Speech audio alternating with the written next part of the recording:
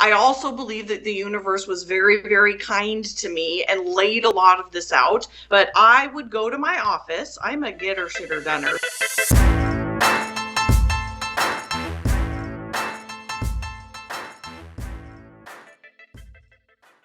Before we jump into what you're doing today, I'm always really intrigued on the journey that led you to entrepreneurship and led you to what you're doing today. So let's rewind the clocks, whether it's high school, college, like what was your path that led you to entrepreneurship? Yeah, that's a fantastic question, and one that I think I love to talk about because I love, like you do, stories about everybody. And so one of the main things was I am an intuitive type. So I'm a Myers-Briggs expert and I'm an intuitive type, and I'm guessing you are, and I'm guessing a lot of your listeners are. And I started living, like most people do, a very mundane, boring, should life. I was doing what I was supposed to be doing in this world. I got married and I got this job and I was working in corporate human resources, and I was just bored out of my mind. It was not what I was meant to be doing. And so I remember sitting in my corporate America job and just thinking, what is everybody else this bored? Like, how are we still here? What are we doing with our lives? Is this what I'm going to literally do for the next 40 years of my life? And so my corporate America job, when I was in my mid 30s, they said, hey, we're looking for voluntary layoffs. And I went, yeah, I'm the first one. I quit my job. I left. I didn't even tell my husband at the time. I just up and left. And then I ended up leaving him, and I went back to graduate school, and I did what, oh God, it's making me cry. I did what I knew I was supposed to be doing. Like, I believe we are all designed by God, by the universe, whatever you believe in, with our innate personality types. And I happen to be an entrepreneur.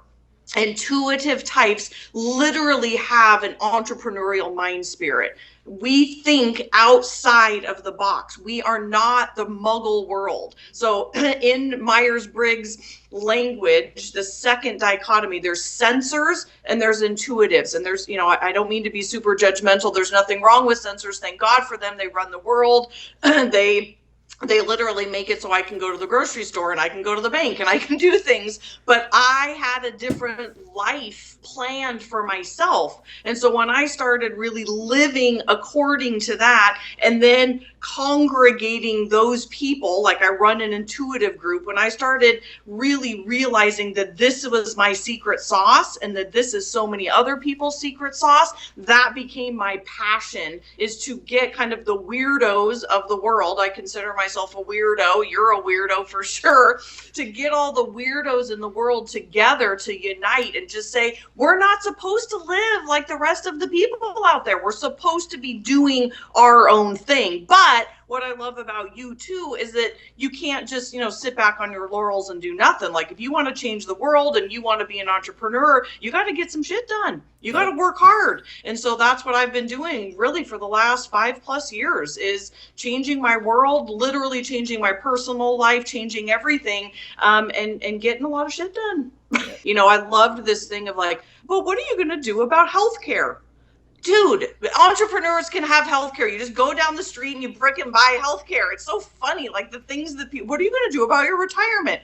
There's things called IRAs. You just go get one. It's just all of these naysayer things that people think you have to have. And how are you going to survive? How are you going to do whatever? And so I think I was old enough and evolved enough to know to not listen to the naysayers. But here's the other really interesting thing, Josh, is that, and I believe this to be true for every human being, we are given visions from the universe, from God, whatever you believe in, that are put there for a reason. And I was given visions of being a psychotherapist, of being a coach, of being a speaker when I was a little girl. And I was given those for a reason. And so when the universe provides an opportunity for you to go in that way, you got to take the leap of faith. Like, that's true. That is scary as shit. I mean, that is absolutely the scariest part. But then the second that you make that decision, I believe the universe gets behind you and rewards you and like propels you. The second I left my job, I went to this meeting the next week. I don't even know how I ended up there. It was so random. Josh, everybody in that room was doing what I wanted to do. Half the room were psychotherapists, half of them were coaches. They all went to the same graduate school. I'd never heard about this place. I didn't know anything about it. I didn't know how to do anything. And all of these people in the room were like, oh, I went to this school and I went to this school. Obviously, I asked them about that. It was on a Saturday. That Monday morning, I did not have an appointment. I was at that school at 8 a.m. and I said, hi, I need to go to school here. I need to talk to somebody about enrolling because this is what I'm supposed to be doing. That is the universe saying, yes, Jessica, you're doing the right thing. And so where so many people stop is that leap of faith. So what I want to talk to you guys about today is Pokemon Go, or however the hell you pronounce it, right? Pokemon, or whatever the fuck it is, right? This is exactly why so many real estate agents and so many entrepreneurs can't go out there and achieve success. Now, I'm not saying that it's a crappy system. The jury's still out, right? My guess is it will do absolutely nothing for real estate agents in the real estate industry, right? You got to understand though, but that's just my prediction. I could be totally wrong. You might be in 2 years like, well, Josh, you were totally off here. Now they're kicking ass. Maybe. I don't know. Again, the jury's still out on it, but I'm not going to be focused on it, right? So we got to be careful. You have to learn to guard your focus if your life depends on it. I'm not going to go out there and chase all the shiny objects. Dude, there's too many shiny objects. You know, everybody's got like the magic pill, right? The magic pill, dude, doesn't exist. I'm going to go out there and spend my time, energy, and focus and efforts on proven strategies that are getting me results that I know are effective out there. I'll let a bunch of other people go figure out Pokemon Go, right? And if they can prove to me and show me that they're kicking ass and getting an ROI on it from their time, and if there's ever a financial investment into it from advertisers, whatever, once I see that it's proven, then I'll go over there and start messing with that, right? We so often get that whole squirrel mindset, right? That, oh, let me try this, let me try this, let me try this. You're trying all this shit, and you're never focused on mastering a couple things that get you the results that go out there and create massive success in your world. Success is not doing thousands of different things. It's doing 3 things brilliantly thousands and thousands of times. So I see all your books behind you, right? So and you definitely can tell by this interview that you're somebody that takes their self-development very seriously. What does your self-development look like for you on let's say a daily or a weekly basis? Okay. Yeah. So, I if I have a shopping habit, it is buying self-development products out there. I mean, those gurus must love me. I'm buying them all, and like, it's just good because like right now I notice what my own deficiencies are. I feel like I'm really strong in finance, but I want to sharpen up all my internet marketing skills now because this is the new area.